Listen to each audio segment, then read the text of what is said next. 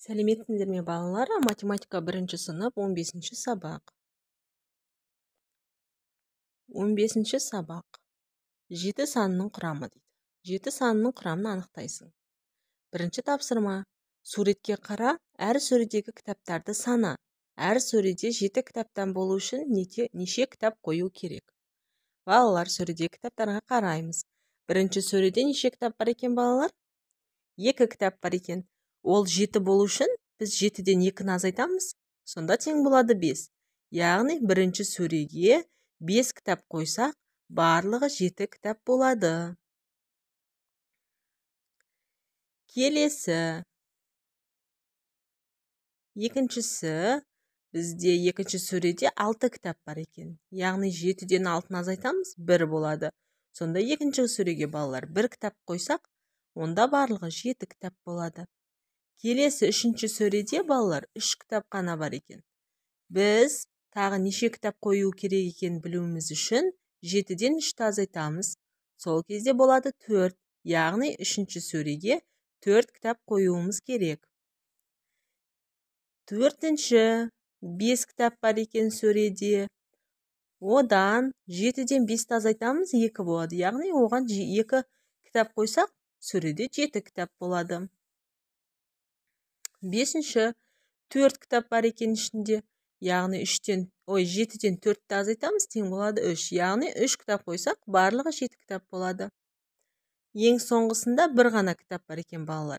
7-ден 1-ті азайтсақ, балалар 6 болады. Яғни біз оған 6 кітап қоюымыз қажет екен.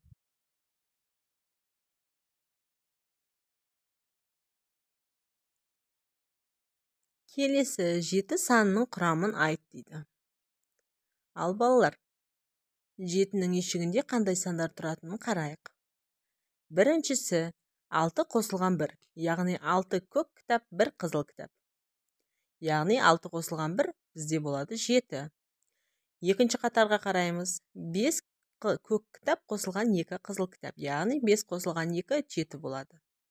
Келесі 4 көк кітап, 3 қызыл кітап. Яғни 4 қосылған 3 тең болады 7.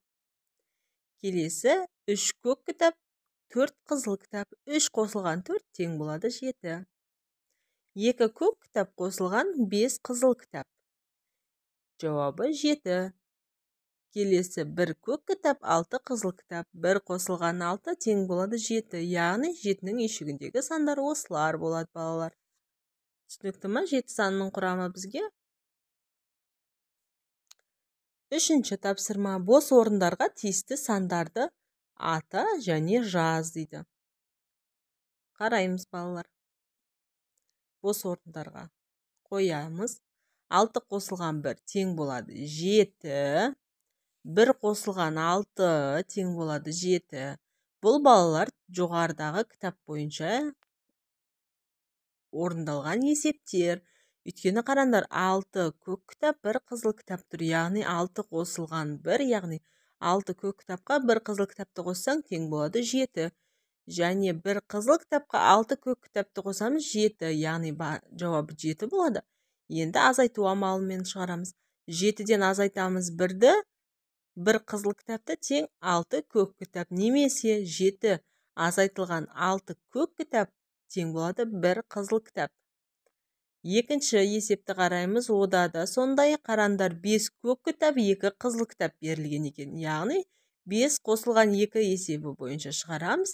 5 қосылған 2 тең болады 7. Астына қараймыз. Немесе 2 қосылған 5 тең болады 7. Енді азайту амалымен шығарамыз. 7-ден 2 қызыл кітапты азайтқан кезде 5 көк кітап шығады. Немесе 7-ден 5 көк кітапты азайтқан кезде 2 қызыл кітап шығады. Түсінікті ме балалар? Келесісін қараймыз. 4 көк кітап, 3 қызыл кітап. Яғни 4 қосылған 3 тең болады 7. Және 3 қосылған 4 тең болады 7. Енді азайту амалымен 7-ден азайтамыз 3 қызыл кітапты, тең болады 4 көк кітап. Келесі 7-ден 4 көк кітапты азайтамыз, 3 қызыл кітап шығады екен. Төртінші тапсырма. Оқушылар кітапқа арналған бет белгілер жасады.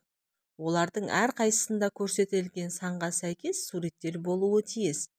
Тағы неше сурет желімдеу керек? Ал балалар, қараймыз. Біріншіміз гүлге ұқсаған бет белгі екен. Балалар, енді ол жерде 7 болу керек екен. Ал бізде суретте көрсетілген 3. Енді біз тағы нешеуін салуымыз керек, балалар? 7-ден 3-ті азайтып аламыз. 4, яғни ол жерге тағы 4 қызыл гүлге ұқсайтын бет белгі салуымыз керек. Келесісін қараймыз. Жапырақ тәрізді 2 салыныпты. Бізде барлығы болу керек 6. Яғни 6-дан 2-ні азайтамыз, сонда 4 болады. 4 бет белгінің суретін тағы салуымыз керек. Немесе суретін салып, желімдеуіміз керек. 5-шісін қараймыз. 4 жұлдызша тәрізді бет белгі. Енді ол жерде 5 болу керек, ал бізде берілген 4 ғана. Яғни 5-тен 4-ті азайтамыз, 1. Яғни 1 жұлдыз тәрізді бет белгіні осы жерге желімдеуіміз керек. 5-ші тапсырма, жазуларды түсіндір дейді балалар. Ал қараймыз, жазуларды түсіндір. 4 қосылған 3 тең болады 7, балалар? Енді одан кейін астын қараймыз. 4 қосылған 1 қосылған 1 қосылған 1 тең болады 7. Неге бұлай жазылған, балалар? Бізде 3 санының құрамын солай жазған. Яғни 3 саны, мысал үшін 3 болу үшін 1-ге 1-ді, тағы да 1-ді 3 рет қосамыз. Яғни балалар, 1 қосылған 1 қосылған 1 ол бізде 3-ті береді. Енді астын қараймыз. 4 қосылған 2 қосылған 1. 2 қосылған 1 бізде балалар 3-ті береді. Яғни 3-ті бізде осындай қосынды түрінде беріп алған. Яғни 4 қосылған 2 қосылған 1 тең болады 7. Енді азайту жағын қараймыз. 7-ден 3-ті азайтамыз, тең 4. Қараңдар, тағы да 3-ті біздер 1, 1, 1 деп берілген екен. 7 азайтылған 1, азайтылған 1, азайтылған 1 тең болады 4. Келесісі де сондай, балалар. 7 азайтылған 2, азайтылған 1, яғни 2 мен 1 деген ол 3-ті береді. Дұрыс па, балалар? Сонда жауабы 4 болады.